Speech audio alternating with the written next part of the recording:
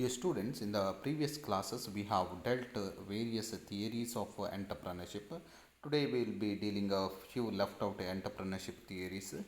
Just a glance through because I will be going little fast. As I have said, these theories are not that important topic as such, but how the concept of entrepreneur and entrepreneurship developed, and how different people have viewed in different way regarding the entrepreneur and entrepreneurship, that we must know. To be precise, what entrepreneurship is, how they are viewed, that what we have seen now. Earlier already we have seen 9 opinions, or today 3 4 opinions we will be seeing. So E. Huygens theory another, and he is emphasizing on withdrawal of status respect.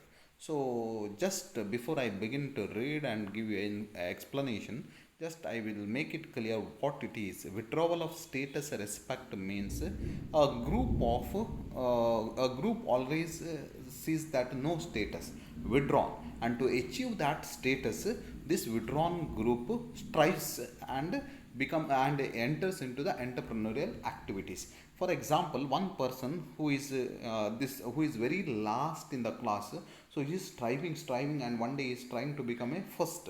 So that way, in the society, one who is backward, he is thinking I should do something and is come out, because we know the moment a person is known as an entrepreneur, so everybody is appreciating that entrepreneurship comes out because he is lacking something, so he is struggling to come forward. So that way, E. Hagen has presented. It is not that 100% true. Okay, one of the factor may be that yes, true, it could be accepted.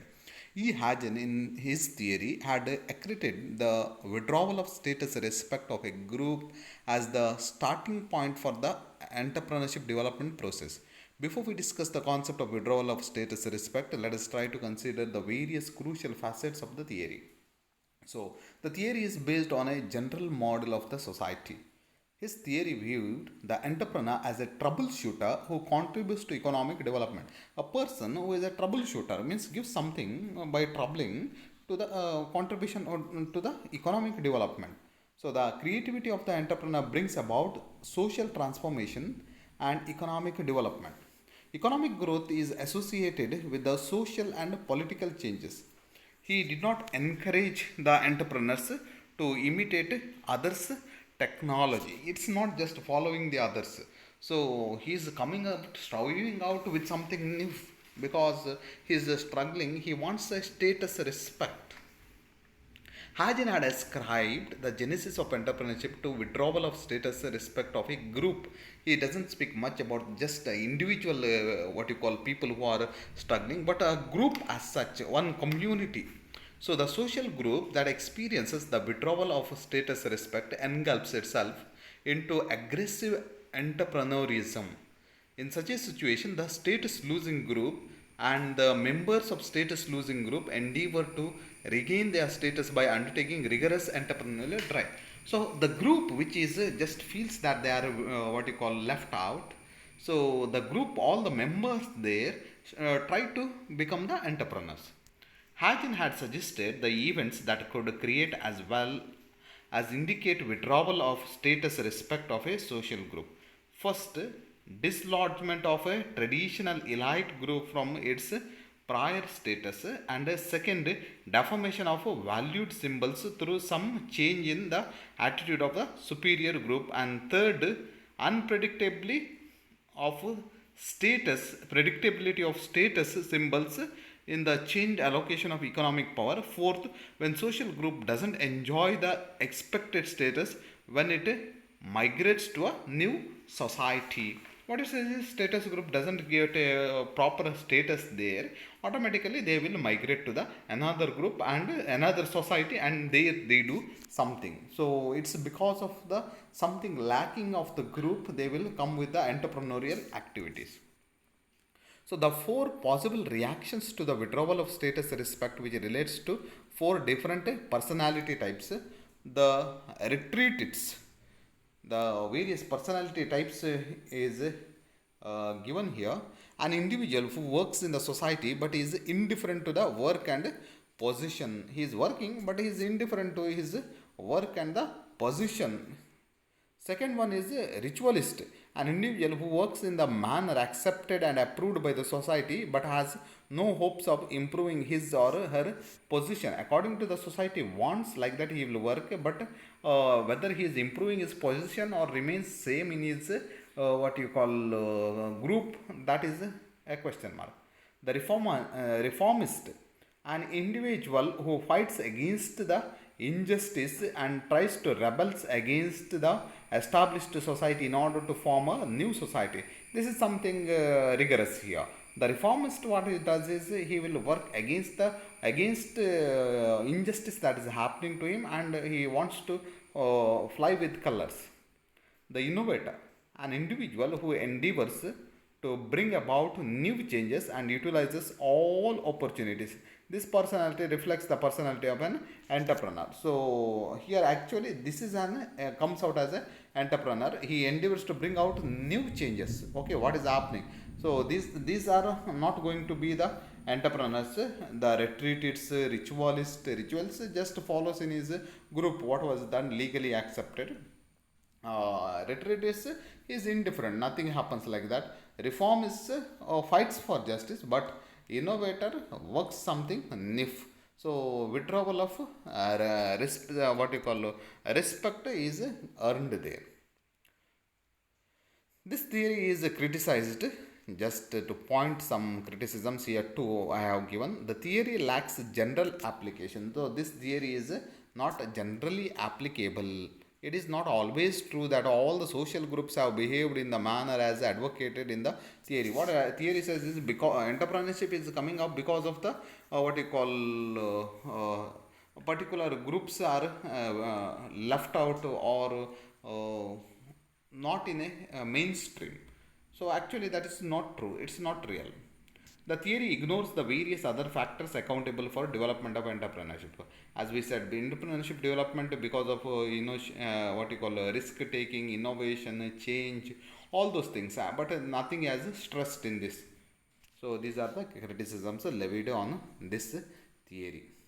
So let's move to the another theory, Liebenstein's theory, and here emphasis on X efficiency. What it says, we'll see.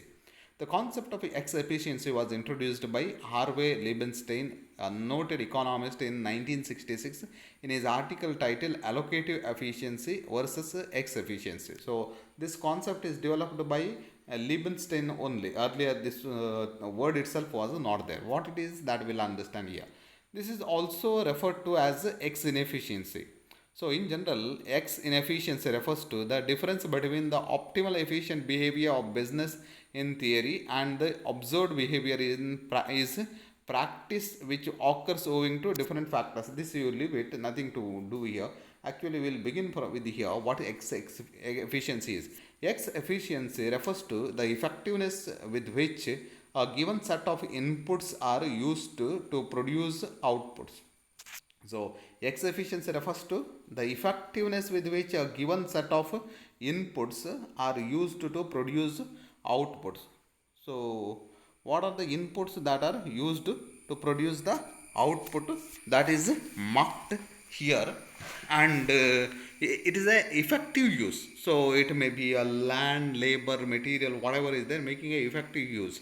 If a particular firm is producing the maximum output, it can, given the resources it employs with the best available technology, it is said to be technical efficiency. So what you call all the resources are there and you are making best use through the technology, then it is called technical efficiency. X inefficiency occurs when technical efficiency is not achieved.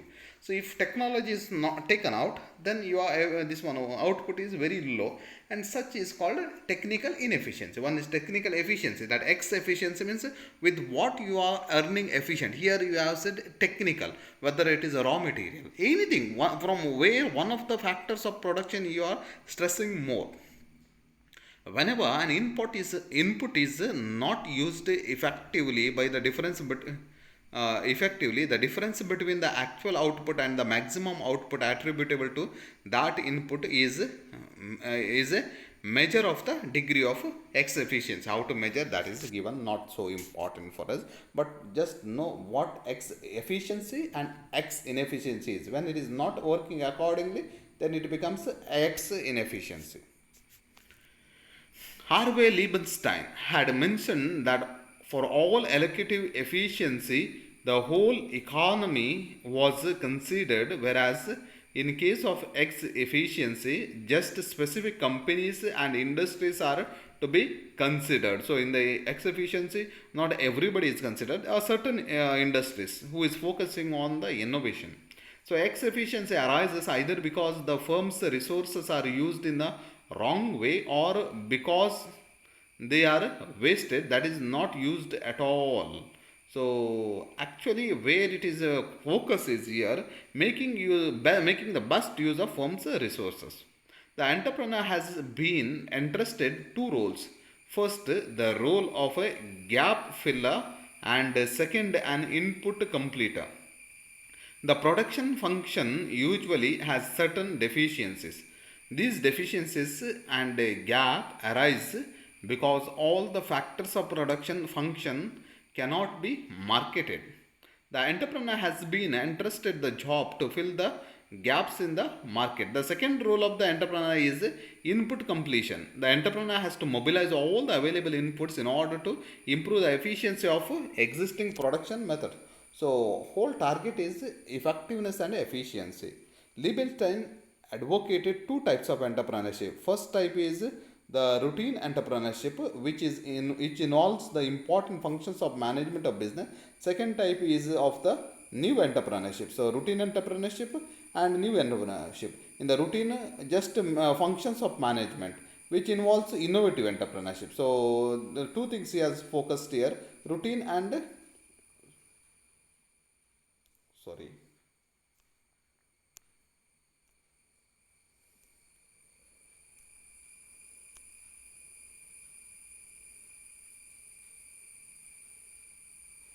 So routine entrepreneurship and new entrepreneurship. So in the routine, as I said, focus is just on the important functions of management. In the new entrepreneurship, innovative entrepreneurship. This is a contribution given by the Harvey Liebenstein. So his theory is also criticized, and the criticisms levied on his theory will see the exact influence which the X efficiency has on output of an organization cannot be determined. Okay, what happens is what actually is X efficient you can't determine, because in the what you call production process, which is playing a role of X efficiency we don't know. As he is saying that in one of the incidents example I have given, because using the technology and using all other materials, technology took a major role. But sometimes what a contribution of other factors also is there. You can't say one is taking more role. So that's why this theory is not a practical. Then this theory is less predictable as compared to normal theories. Nothing much it has said about. It just focuses that one of the factors of production is making you to bring out newness. So not that much predictable it is said. So these are the criticisms. Next, this theory will just skip because we don't require. Baumal's view on entrepreneurship also will skip, not that important. But what is important is Peter Drucker's view on entrepreneurship. We have seen Peter Drucker in definition itself, he has given a much contribution. Therefore, this is one of the important theory. You must, whenever asked for this one theories of entrepreneurship, this has to be written. Peter Ferdinand Drucker was an Austrian born American multifaceted management consultant, author, professor who described himself as a social ecologist. And Drucker's book Innovation and Entrepreneurship, published in 1985, is a great contribution. So Peter Drucker regards the definition of JBC on entrepreneur. JBC was of the opinion that the entrepreneur shifts economic resources out of an area of lower into area of higher productivity and greater yield. This is a JBC because he has given a economic emphasis. So Peter Drucker viewed the entrepreneur as a genuine agent of change. So this we must change. So entrepreneurship means to bring something change. So and entrepreneur is a genuine agent of change. Drucker writes that the entrepreneur always searches for change, responds to it, and exploits it as an opportunity. Whatever possible is there, he thinks that it should be changed. So you know, converting the raw materials into the finished products, it is a kind of change bringing in. So in his book Innovation and Entrepreneurship, Peter Drucker offers guidelines on how entrepreneurs can become innovative. Drucker opined that successful innovation practices are result of systematic hard work. So that is another focus. So entrepreneurship means bringing up change. Change is possible through the innovation, and innovation comes out because of the hard work. Otherwise, nothing else. So you know, the moment you are an entrepreneur, hard work is a part of that. Otherwise, absolutely you can't go ahead. Drucker introduces systematic innovation as a framework for exploiting innovative opportunities. This is a Peter Drucker's view. So he also considered that the entrepreneurial society is the outcome of innovative entrepreneurship combined with government facilitation. Drucker takes the instance of the United States of America as a successful entrepreneurial economy. He has separately dealt with the three branches existing business. Three branches. They are existing business, public service institutions, and new ventures. So he has made a division also in the entrepreneurship.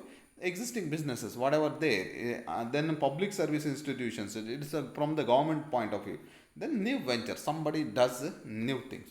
So this is his contribution. So here I will be closing all the theories of here I will be closing all the theories of entrepreneurship, and I know that you have already studied something and got some ideas. So main focus is here to get some ideas about how the entrepreneurship concept and entrepreneurs were to, what you call developed by or given information by different people. So different authors have given different ideas of entrepreneurship. That's all. So some theories are very important for of JBC and all. First two three theories and especially the economic theory, and last the Peter Drucker. So please concentrate on a few of the theories, and I don't expect that all the theories you need not need to need to be aware, but few of the theories you should study properly. Thank you.